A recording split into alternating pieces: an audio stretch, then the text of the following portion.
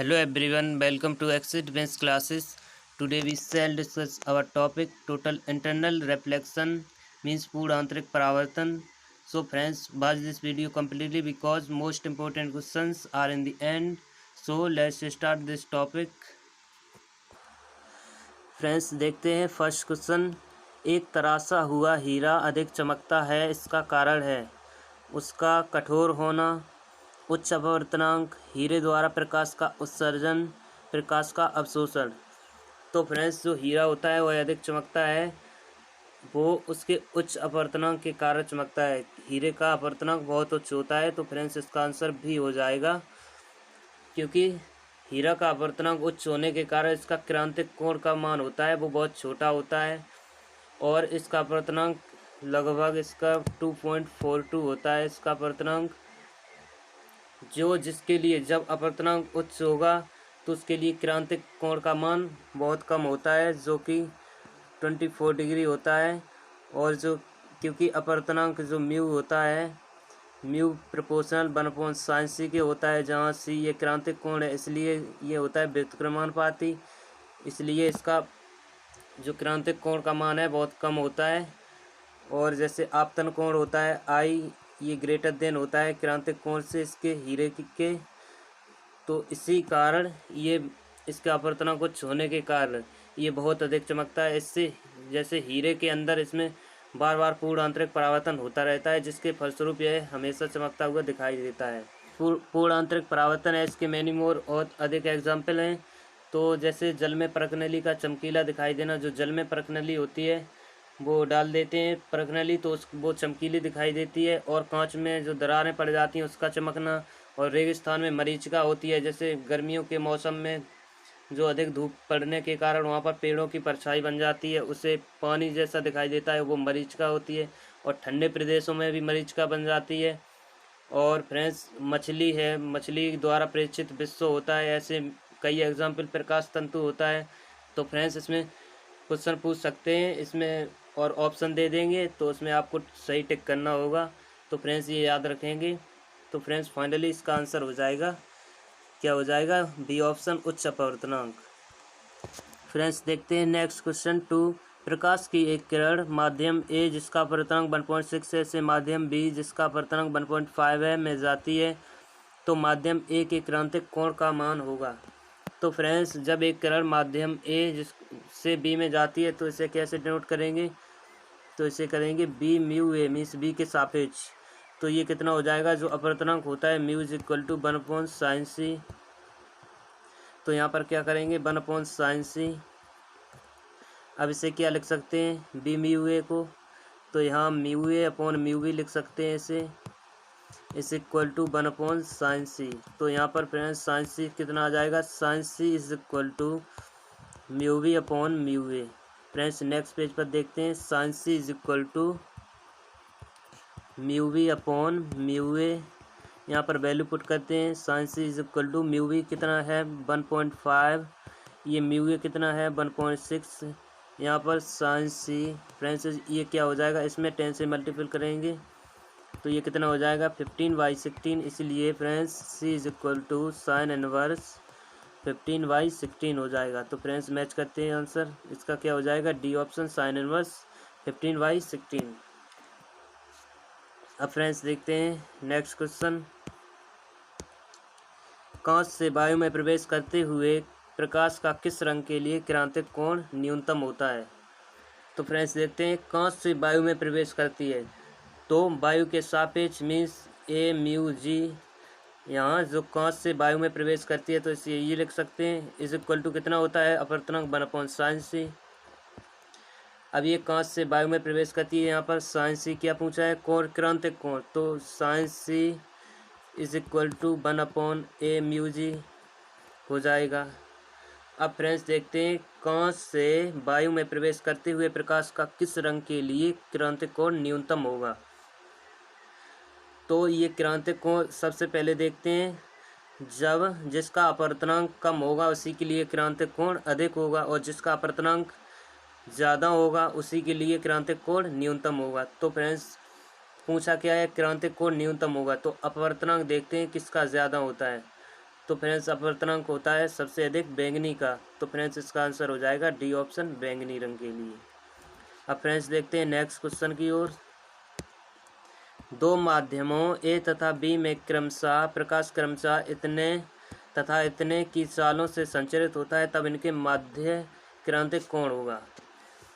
तो फ्रेंड्स हम जानते हैं जो चाल होती है, जो बी किसके प्रोपोर्शनल होता है, 1/म्यू के, क्योंकि फ्रेंड्स जो म्यू होता है अपवर्तनांक is equal to C upon B होता है। अब यहीं से देख लेते हैं बी, जो बी होता है B is equal to C upon mu. यहाँ पर बी कितना हो जाएगा, व्युत्क्रमानुपाती 1/म्यू के।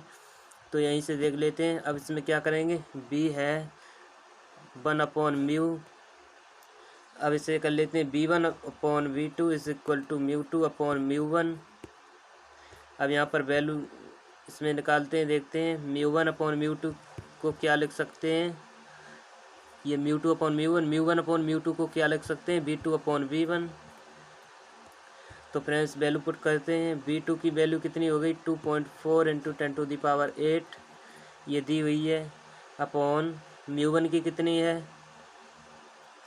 जो सॉरी B1 की कितनी है, B1 1.8 × 10⁸। फ्रेंड्स 10⁸ से कैंसिल हो गया। अब कितना बचा, ये 24/18, क्योंकि ये दशमलव है, इससे कैंसिल हो जाएगा। ये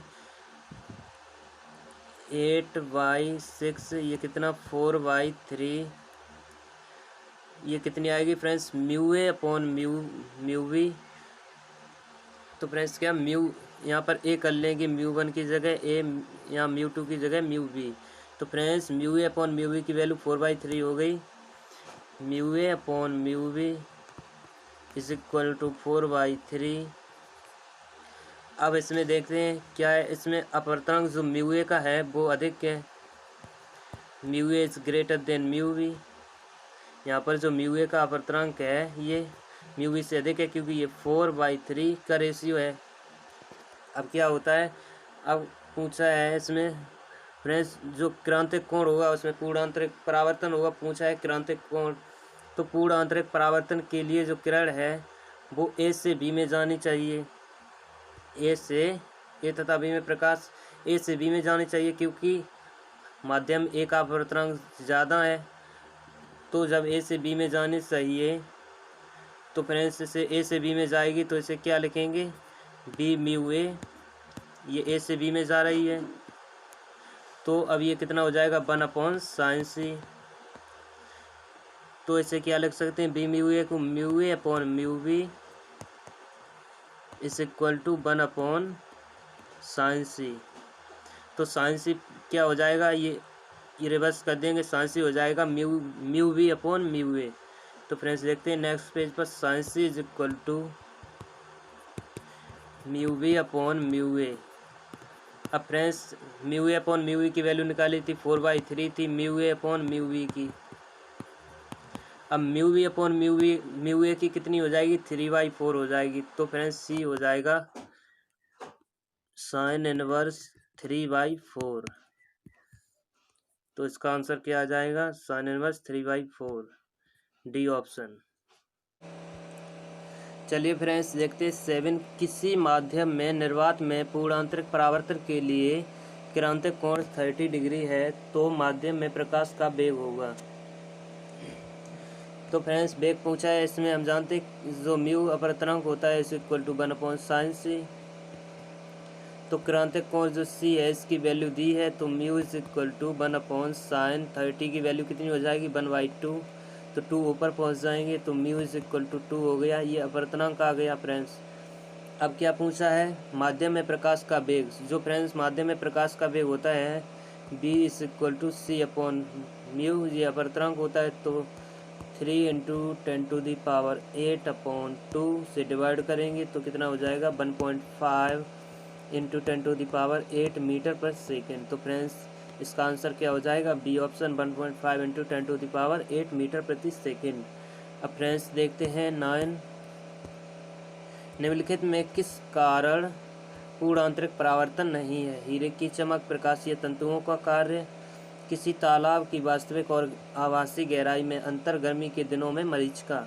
तो फ्रेंड्स अभी बताया था, फर्स्ट क्वेश्चन आया था तब उसमें कुछ डिस्कस किया था। इसमें पूर्णांतरिक परावर्तनों के यूज होते हैं किसमें, हीरे की चमक में बताया था, होता है प्रकाश की तंतुओं में भी, ये याद रख लेना फ्रेंड्स, इंपॉर्टेंट है। बनलेनियर इसमें क्वेश्चन पूछ सकता है ऑब्जेक्टिव। और गर्मी के मौसम में ये भी होता है पूर्णांतरिक, बट इसमें क्या है, नहीं है। तो फ्रेंड्स इसका आंसर सी हो जाएगा। किसी तालाब की वास्तविक और आभासी गहराई में अंतर, फ्रेंड्स ये होता है किसके कारण, ये अपवर्तन के कारण होता है। आभासी गहराई में अंतर होता है अपवर्तन के कारण, तो पूर्णांतरिक परावर्तन के कारण नहीं होता है। और ये जो ए बी और डी हैं ये पूर्णांतरिक परावर्तन के कारण है। तो फ्रेंड्स इसका आंसर सी हो जाएगा। अब फ्रेंड्स चलते हैं नेक्स्ट क्वेश्चन की ओर। बोला है प्रकाश की किरण का पूर्णांतरिक परावर्तन संभव है, जबकि जो आई सी है ये क्रांतिक कोण और ये आई है ये आपतन कोण है। तो फ्रेंड्स देखते हैं, किरण सघन माध्यम से विरल माध्यम में जाती है और जो क्रांतिक कोण है वो आपतन कोण से अधिक हो। अब देखते हैं भी, किरण सघन माध्यम से विरल माध्यम में जाती है, जो आपतन कोण है वो क्रांतिक कोण से अधिक हो। किरण विरल माध्यम से सघन माध्यम में जाती है, जो आपतन कोण है वो क्रांतिक कोण से अधिक हो। किरण विरल माध्यम से सघन माध्यम में जाती है, जो क्रांतिक कोण है आपतन कोण से अधिक हो। तो फ्रेंड्स इसका ना ए होगा, ना सी, ना डी। फ्रेंड्स इसका आंसर बी होगा, क्योंकि किरण सघन माध्यम से विरल माध्यम में जाती है। जो सघन माध्यम होता है उसमें उच्च अपवर्तनांक होता है, उच्च अपवर्तनांक से निम्न अपवर्तनांक वाले माध्यम में जाती हो। और जो आपतन कोण हो वो आपतन कोण अधिक हो क्रांतिक कोण से। जैसे अभी बताया था हीरे के लिए कितना होता है, जो क्रांतिक कोण 24 डिग्री होता है। और जो हीरे के लिए अपवर्तनांक होता है वो कितना होता है, वो बहुत उच्च होता है। तो फ्रेंड्स क्या होता है, सघन से विरल एवं जो आपतन कोण का मान क्रांतिक कोण से अधिक होना चाहिए। तो फ्रेंड्स क्या होता है, किरण हमेशा याद रखना, किरण सघन से विरल माध्यम में जानी चाहिए और आपतन कोण का मान क्रांतिक कोण से अधिक होना चाहिए। इसी प्रकार का जो हीरे का एग्जाम्पल भी इसी पर आधारित है। तो फ्रेंड्स इसका फाइनली इसका आंसर बी हो जाएगा, किरण सघन माध्यम से विरल माध्यम में जानी चाहिए और आपतन कोण है वो क्रांतिक कोण से अधिक होना चाहिए। उम्मीद करता हूँ फ्रेंड्स समझ में आया होगा। अब फ्रेंड्स चलते हैं नेक्स्ट क्वेश्चन की ओर। अब देखते हैं फ्रेंड्स, पानी म्यू = 4/3 में 12 मीटर गहराई पर एक गोताखोर को आकाश ऐसे शंकु के रूप में दिखाई देता है, इसका अर्धशीर्ष कौन है। तो अर्धशीर्ष मीन्स ये सी पूछा है, इसमें सी = होता है sin इनवर्स 1/μ, क्योंकि जो म्यू होता है अपवर्तनांक 1/sin c, इसी से ये निकल आया। अब क्या होता है, अब देखते हैं क्या इसमें म्यू है जो अपवर्तनांक दिया है। तो c = sin इनवर्स 1/4/3। तो फ्रेंड्स ये क्या हो जाएगा, sin इनवर्स 3/4। तो फ्रेंड्स इसका आंसर हो जाएगा सी ऑप्शन, sin इनवर्स 3/4। चलते हैं फ्रेंड्स 14 क्वेश्चन की ओर। हीरे के लिए क्रांतिक कोण है जब अपवर्तनांक दिया गया है। तो फ्रेंड्स अपवर्तनांक जो म्यू होता है, ऐसे एन भी डिनोट करते हैं कहीं कहीं, एन जो प्रोपोर्शनल n = होता है अपवर्तनांक 1/sin c। अब हीरे के लिए क्रांतिक कोण, यहाँ पर ये क्रांतिक कोण है, तो sin c = हो जाएगा 1/μ। तो sin c = 1/, अपवर्तनांक म्यू की वैल्यू 2 दी गई है, तो sin c = इसे क्या लिख सकते हैं, sin 30। तो यहाँ पर sin है ये, तो फ्रेंड्स ये साइन के एंगल है, ये बराबर हो जाएंगे, c = हो जाएगा 30 डिग्री। अब फ्रेंड्स इसका आंसर क्या हो जाएगा, डी ऑप्शन, c = 30 डिग्री। अब देखते हैं 16 क्वेश्चन। निम्नलिखित में कौन सा कथन पूर्णांतरिक परावर्तन से संबंधित नहीं है। पूर्णांतरिक परावर्तन से संबंधित नहीं है। तो फ्रेंड्स मरीचिका बताया था, मरीचिका है, प्रकाशिक तंतु संचार ये भी है, हीरे का चमकना ये भी है। फ्रेंड्स इसका आंसर डी ऑप्शन हो जाएगा, प्रकाश का बल विक्षेपण ये नहीं है पूर्णांतरिक परावर्तन से, क्योंकि ये प्रकाश का बल विक्षेपण होता है जो श्वेत प्रकाश को अपने अवयवी रंगों में विक्षेपित करता है, ये प्रिज्म से रिलेटेड होता है। तो फ्रेंड्स इसका आंसर क्या हो जाएगा, डी ऑप्शन। अब देखते हैं 17। रेगिस्तान में मरीचिका का रीजन है, प्रकाश का परावर्तन, प्रकाश का अपवर्तन, प्रकाश का पूर्णांतरिक परावर्तन, प्रकाश का विवर्तन। तो फ्रेंड्स इसमें क्या कहा था, प्रकाश का पूर्णांतरिक परावर्तन का एग्जाम्पल नहीं है, तो ये नहीं था, तो था क्या, हीरे का मरीच का भी था, हीरे का चमकना भी था, तो मरीच का इसमें क्या है, मृग मरीचिका का रीजन है, तो इसमें सिंपल सी बात है, ये हो जाएगा सी ऑप्शन, प्रकाश का पूर्णांतरिक परावर्तन। जब पूर्णांतरिक परावर्तन होता है तो पेड़ों की परछाई से हमें भ्रम हो जाता है, रेगिस्तानों में जो पेड़ों की परछाई है वो पानी के रूप में दिखाई देने लगती है, इससे भ्रम हो जाता है कि वहाँ कहीं पानी भरा है। तो फ्रेंड्स इसका आंसर इसीलिए मृग मरीचिका कहते हैं, मरीचिका है वो एक प्रकार का भ्रम है, तो फ्रेंड्स इसका आंसर सी हो जाएगा। अब फ्रेंड्स चलते हैं नेक्स्ट क्वेश्चन की ओर। 20, झील के किनारों पर खड़े मछुआरों को जल में स्थित मछली त्रियक, यहाँ पर त्रियक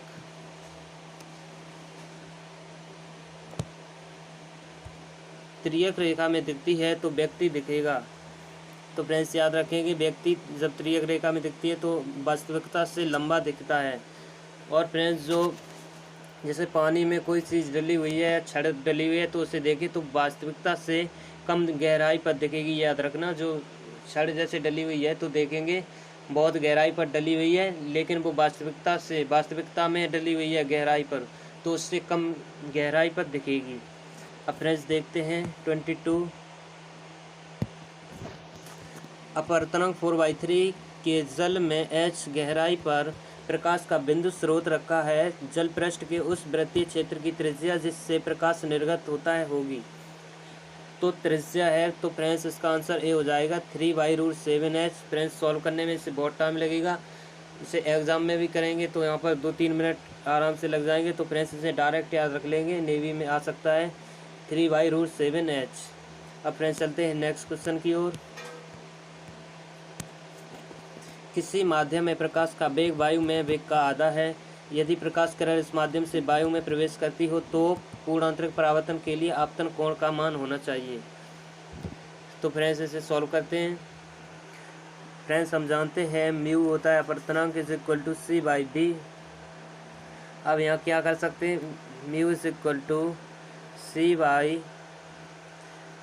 c/, ये कितना है, प्रकाश के वेग का आधा है, तो ये वे है वो प्रकाश के वेग का आधा है, तो c/2 यहाँ कर लेंगे, c से c कैंसिल हो जाएगा, तो म्यू की वैल्यू कितनी आ जाएगी 2। तो इसका अपवर्तनांक कितना हो गया 2। अब फ्रेंड्स जो पूर्णांतरिक परावर्तन के लिए क्या होता है, पूर्णांतरिक परावर्तन के लिए जो आपतन कोण है वो ज़्यादा होना चाहिए क्रांतिक कोण से। तो जब I > c, तो नेक्स्ट पेज पर देखते हैं फ्रेंड्स क्या है, I > c, तो यहाँ पर दोनों तरफ साइन लेने पर तो साइन I हो जाएगा साइन c। अब ये साइन, अब फ्रेंड्स साइन c क्या होता है, ये होता है 1/, अपवर्तनांक मतलब 1/μ, मीन्स म्यू क्या होता है, जो अपवर्तनांक n होता है, या म्यू = 1/sin c। तो यहाँ पर साइन c हो जाएगा 1/n या म्यू, तो साइन I ये > 1/μ कर सकते हैं। अब म्यू की वैल्यू है 2, तो 1/μ की 1/2 हो जाएगी, तो साइन I > 1/2। अब साइन I > 1/2 को क्या लिख सकते हैं, साइन 30। तो फ्रेंड्स यहाँ पर सीधा दिख रहा है, जो I है वो किससे है, 30 डिग्री से। तो आपतन कोण जब अधिक होगा क्रांतिक कोण से तो तभी पूर्णांतरिक परावर्तन होगा। इससे क्या पूछा है, आपतन कोण का मान होगा। तो फ्रेंड्स इसमें दिख रहा है 30 डिग्री से जो आपतन कोण बढ़ा है, तो फ्रेंड्स इसका आंसर हो जाएगा बी ऑप्शन 30 डिग्री। क्या हो जाएगा, बी ऑप्शन 30 डिग्री। अब फ्रेंड्स चलते हैं नेक्स्ट क्वेश्चन की ओर। 24, एक प्रकाश किरण कांच अपवर्तनांक कितना है जिससे जल अपवर्तनांक 4/3 में गमन करती है, तो क्रांतिक कोण की वैल्यू होगी।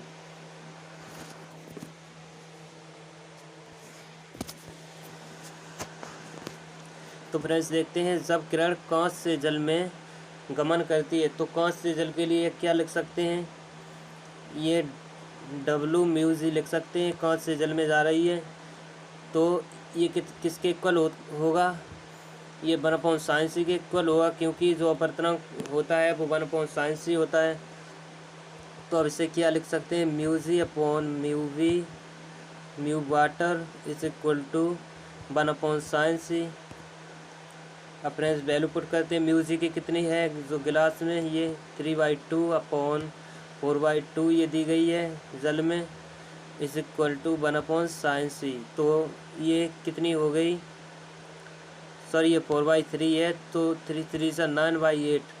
तो 1/c की वैल्यू जब हो गई 9/8 तो sin c की वैल्यू कितनी हो जाएगी 8/9।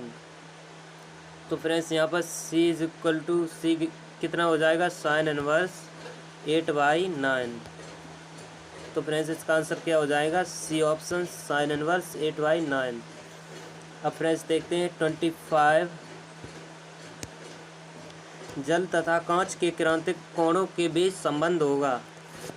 तो फ्रेंड्स हम जानते हैं जल तथा कांच के बीच क्रांतिक कोणों के बीच कुछ भी पूछ सकता है। तो इसमें सबसे पहले देखते हैं जो जल तथा कांच के बीच, कांच का अपवर्तनांक किसका ज़्यादा होता है कांच और जल में से। तो फ्रेंड्स कांच का इसमें अपवर्तनांक ज़्यादा होता है, क्योंकि अपवर्तनांक होता है वो घनापन या गाढ़ापन होता है। तो कांच का अपवर्तनांक ज़्यादा होगा। तो म्यू वाटर ये is less than mu G, means mu G greater than mu water. तो अब ये जो, क्योंकि हम जानते हैं म्यू होता है प्रोपोर्शनल 1/sin c के, म्यू इज इक्वल टू होता है 1/sin c के। तो जो म्यू प्रोपोर्शनल होता है वो क्रांतिक कोण की रिवर्स होता है 1/c। तो क्या होगा, जिसका म्यू ज़्यादा होगा उसका जो क्रांतिक कोण है वो कम होगा, अपवर्तनांक ज़्यादा होगा तो क्रांतिक कोण कम होगा। तो यहाँ पर क्या होगा, mu water is greater than, sorry, तो यहाँ क्या होगा, जो सी है सी वाटर इज़ ग्रेटर देन सी गिलास से ज़्यादा होगा। तो इसमें ऑप्शन मैच कर लेते हैं, सी वाटर इज़ ग्रेटर देन सी जी। तो फ्रेंड्स इसका आंसर ए हो जाएगा। अब फ्रेंड्स चलते हैं नेक्स्ट क्वेश्चन की ओर। 28, प्रकाशिक तंतु संबंधित है संचार से, प्रकाश से, कंप्यूटर से, उपरोक्त में से कोई नहीं। पहले हम जानते हैं प्रकाशिक तंतु क्या होता है। ये फ्रेंड्स होता है पूर्णांतरिक परावर्तन पर आधारित होता है। तो फ्रेंड्स इसमें क्या है, प्रकाशिक तंतु रिलेटेड है। तो प्रकाशिक तंतु का यूज संकेतों को भेजने में होता है। तो फ्रेंड्स ये होता है संचार से, याद रखना संचार से होता है। अब फ्रेंड्स देखते हैं 29, हीरे के चमकने का रीजन है। तो हीरे का चमकना क्या होता है, पूर्णांतरिक परावर्तन, अभी बताया था। अब फ्रेंड्स चलते हैं 33, एक माध्यम के लिए क्रांतिक कोण 60 डिग्री है, इस माध्यम का अपवर्तनांक होगा। तो फ्रेंड्स अपवर्तनांक क्या होता है, mu is equal to 1/sin c। तो mu is equal to 1/sin c, sine 60 की वैल्यू कितनी होती है √3/2। अब फ्रेंड्स ये ऊपर पहुंच जाएगी तो हो जाएगा 2/√3। तो friends mu is equal to कितना आ गया 2/√3। फ्रेंड्स इसका आंसर हो गया ए ऑप्शन। फ्रेंड्स अब देखते हैं 34, वायु के सापेक्ष कांच का अपवर्तनांक म्यू है तथा कांच से वायु में जाने वाली प्रकाश किरण के लिए क्रांतिक कोण थीटा है। यदि वायु से कांच पर आपतित किरण का आपतन कोण थीटा है तब इसका अपवर्तन कोण होगा। आपतन कोण क्या होता है आई, ये क्रांतिक कोण क्या होता है सी, ये जो अपवर्तन कोण आर होता है। अब फ्रेंड्स देखते हैं वायु के सापेक्ष में से ए म्यू, ये क्या है कांच का, तो जी इज इक्वल टू ये दिया है म्यू। अब फ्रेंड्स हम जानते हैं म्यू इज इक्वल टू क्या होता है 1/sin c, जहाँ सी होता है क्रांतिक कोण। अब इसे क्या कर सकते हैं, और सी है जो फ्रेंड्स दिया गया है, इसमें क्रांतिक कोण क्या है थीटा। देखो ये क्या है क्रांतिक कोण, इसमें क्या है थीटा दिया गया है।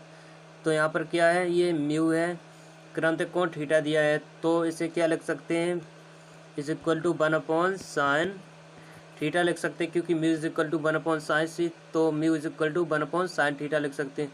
अब यहाँ से इक्वेशन फर्स्ट बनाएंगे तो sin थीटा की वैल्यू कितनी हो जाएगी, ये जब ले लें हम, तो क्योंकि ये एम यू जी, इसमें जब वायु के सापेक्ष कांच का अपवर्तनांक म्यू है तो इसके सापेक्ष ये म्यू दिया है, तो यहाँ sin थीटा की वैल्यू कितनी हो जाएगी 1/म्यू। अब फ्रेंड्स ये इक्वेशन नंबर फर्स्ट बना लेते हैं। अब फ्रेंड्स चलते हैं नेक्स्ट पेज पर। अब फ्रेंड्स इसमें लगाते हैं स्नेल का नियम। जो स्नेल का नियम होता है वो होता है जो अपवर्तनांक म्यू इज इक्वल टू होता है sin i/sin r। क्योंकि साइन आर की मुझे ज़रूरत है तो स्नेल का नियम लगाते हैं। अब फ्रेंड्स साइन आई है, जो आई आपतन कोण दिया है वो थीटा है। ये क्या है, जो आपतन कोण दिया गया है वो आपतन कोण थीटा है। तो साइन आई की जगह हम क्या कर सकते हैं, sine theta upon sine R. अब फ्रेंड्स ये दोनों ले लेते हैं, क्या ये म्यू इज इक्वल टू कर लेते हैं sine theta upon sine R. तो क्या करेंगे, mu is equal to sine theta upon sine R. अब फ्रेंड्स अभी वैल्यू निकाली थी साइन थीटा की, कितनी थी, 1 अपॉन म्यू। तो फ्रेंड्स यहाँ पर कर सकते हैं हम 1 अपॉन म्यू साइन थीटा की जगह। तो यहाँ पर फ्रेंड्स साइन आर यहाँ पर कर देंगे, म्यू ये नीचे लाएंगे। तो जब ये साइन आर की वैल्यू निकालेंगे, sine R is equal to हो जाएगा साइन थीटा अपॉन म्यू। अब साइन थीटा क्या थी, 1 अपॉन म्यू। तो फ्रेंड्स नेक्स्ट पेज पर चलते हैं, क्या था, sine R is equal to sine theta के वैल्यू रखेंगे 1 अपॉन म्यू, ये म्यू पहले से ही था। तो sine R is equal to हो गया 1 अपॉन म्यू स्क्वायर। तो आर क्या हो गया, साइन इनवर्स 1 अपॉन म्यू स्क्वायर। तो फ्रेंड्स इसका ऑप्शन मैच करते हैं। फ्रेंड्स इसका आंसर हो जाएगा सी ऑप्शन, साइन इनवर्स 1 अपॉन म्यू स्क्वायर। फ्रेंड्स उम्मीद करता हूँ समझ में आया होगा। अब फ्रेंड्स चलते हैं 38 देखते हैं। माध्यम फर्स्ट से सेकंड में प्रकाश संचरण के लिए क्रांतिक कोण थीटा है। तो माध्यम फर्स्ट में प्रकाश की चाल इतनी दी है तथा माध्यम सेकंड में प्रकाश की चाल होगी, ये पूछी है। अब फ्रेंड्स क्या करते हैं, जो माध्यम फर्स्ट से सेकंड में जा रही है, तो फ्रेंड्स माध्यम फर्स्ट से सेकंड में, तो इसे ये लिख सकते हैं फर्स्ट से सेकंड में जा रही है। ये जो म्यू होता है, अब ये क्या है, अपवर्तनांक है, अपवर्तनांक is equal to 1 upon sine C लिखेंगे। अब साइन सी है तो साइन सी जो क्रांतिक कोण दिया है सी है, जो सी की जगह हम थीटा कर देंगे क्योंकि क्रांतिक कोण ये थीटा है, तो थीटा रख दिया।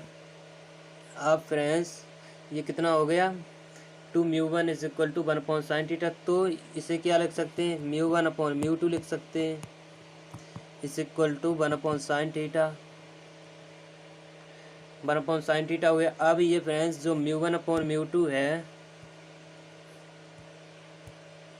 μ1 अपॉन μ2 है, तो इससे क्या लिख सकते हैं, जो म्यू होता है, जो अपवर्तनांक होता है वो वेग के व्युत्क्रमानुपाती होता है। जैसा अपवर्तनांक बढ़ेगा तो वेग घटेगा। तो इसे क्या लिख सकते हैं, क्योंकि जो अपवर्तनांक म्यू इज इक्वल टू होता है सी अपॉन बी के, तो म्यू ये एंटी प्रोपोर्शनल होता है बी के, तो μ1 अपॉन μ2 की जगह क्या लिख सकते हैं हम, b2 अपॉन b1 लिख सकते हैं। तो यहाँ पर फ्रेंड्स लिखेंगे b2 अपॉन b1 लिख देंगे।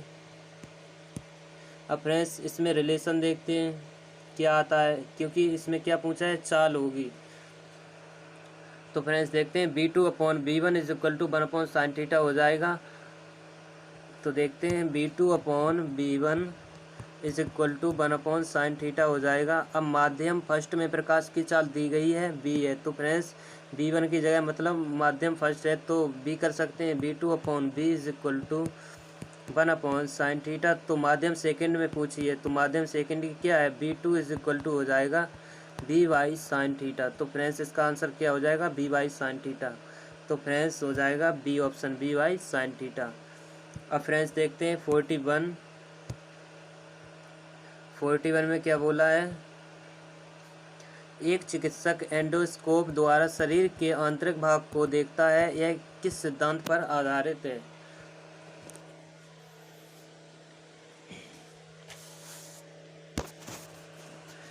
तो फ्रेंड्स ये भी याद रखना, ये होता है पूर्णांतरिक परावर्तन के कारण, पूर्णांतरिक परावर्तन। अब फ्रेंड्स देखते हैं 42 ऑप्टिकल फाइबर द्वारा प्रकाश का लंबी दूरी तक संचरण आधारित है। तो फ्रेंड्स ये भी होता है, ये क्या होता है, पूर्णांतरिक परावर्तन। ये भी याद रखना, पूर्णांतरिक परावर्तन। ये डायरेक्ट पेपर में पूछ सकते हैं, ऑप्टिकल फाइबर द्वारा ऐसे ही पूछ सकते हैं। तो इसका आंसर क्या लगाएंगे, सी ऑप्शन, ऐसे क्या है, पूर्णांतरिक परावर्तन। अब फ्रेंड्स देखते हैं 43 एंड लास्ट क्वेश्चन, पूर्ण आंतरिक परावर्तन की घटना प्रेक्षित होती है जबकि आपतन कोण है। तो फ्रेंड्स आपतन कोण क्या होता है, आपतन कोण होता है क्रांतिक कोण से अधिक, जो आई होता है, आई सी होता है, आई सी से अधिक। फ्रेंड्स इसमें एक था क्वेश्चन जो सघन से किरण किसमें जब जो पूर्णांतरिक परावर्तन के लिए क्या शर्त है। किरण सघन से विरल में जानी चाहिए क्योंकि सघन का अपर्तनांक ज़्यादा होता है, अपर्तनांक कम वाले माध्यम में जानी चाहिए, और जो आपतन कोण होता है वो ग्रेटर देन होना चाहिए जो क्रांतिक कोण से, तभी होगा पूर्णांतरिक परावर्तन। तो फ्रेंड्स इसका आंसर क्या हो जाएगा, 43 का हो जाएगा बी ऑप्शन, क्रांतिक कोण से अधिक। फ्रेंड्स उम्मीद करता हूँ समझ में आए होंगे। तो फ्रेंड्स आज यहीं पर स्टॉप करते हैं। यदि फ्रेंड्स आपको इसमें कुछ डाउट हो तो कमेंट कर सकते हैं। अब फ्रेंड्स मिलते हैं कल नेक्स्ट वीडियो में। जय हिंद।